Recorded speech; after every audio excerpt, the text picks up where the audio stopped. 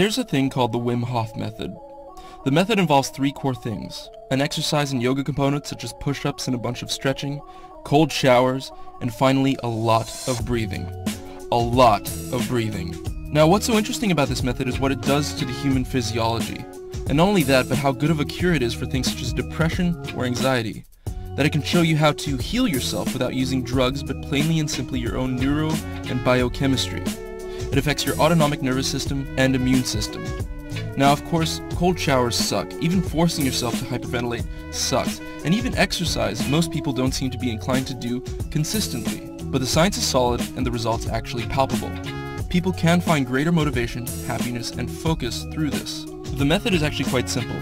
In the morning you get up, either sit or lie down, and begin to take deep breaths, around 30 to 40, until you feel quite lightheaded.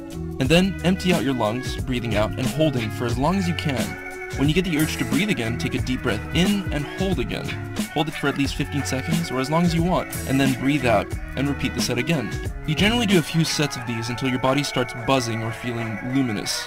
It's a pleasant feeling and on a cellular level, very revitalizing. A few interesting things also happen to you when you do this. For one, you expel carbon dioxide from your system and bombard yourself with oxygen. This means your cells have plenty of oxygen to work with and no longer need to use other methods for cellular respiration. This results in your blood pH going up from your standard 7.4, potentially up to 7.75, and more recently recorded up to 8, becoming more alkaline. And this is because other cellular respiration methods that don't use oxygen usually create more acidity and are much less efficient. What's amazing about this alkaline shift is that the sensors that detect acidity in your body stop working properly and are unable to activate the nociceptive, pain-inducing receptors, rendering the entire system useless. You become pain-free practically.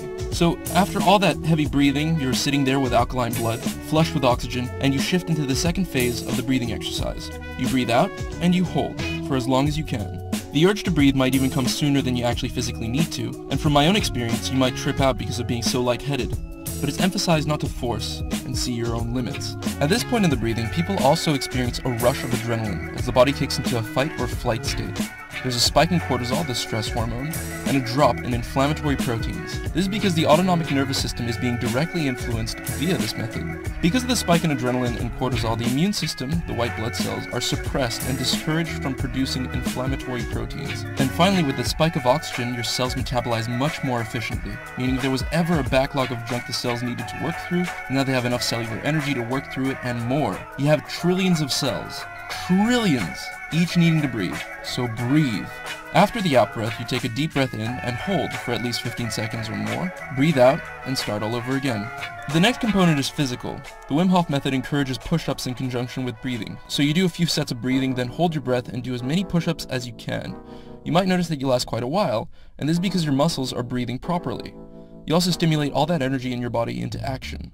Then some stretching is involved, namely a few yoga poses. You might find it easier to stretch with all that oxygen in your system and alkaline blood, so keep a steady breath. And finally, you wrap everything up with a cold shower. This is probably the least appealing part of the method, but its benefits are undeniable.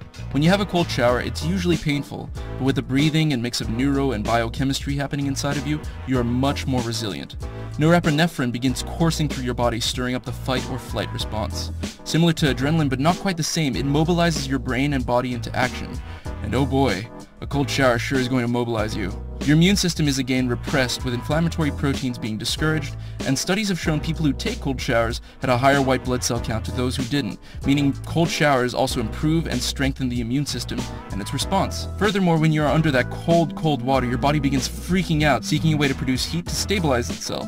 It does this via brown fats in your body, energy-rich fat that burns immediately for the sake of heat and energy. Your cardiovascular system also kicks in, redirecting blood to warm itself up, strengthening your veins and arteries. Cellular metabolism goes through the roof, meaning more oxygen is consumed to mobilize your body, and after a while you just sit there and it's not cold anymore, and you actually have a shower. Then, the more you do this, the physiological systems become more efficient, you actually become cold resistant somewhat, and more importantly, you feel great. I understand this isn't for everyone.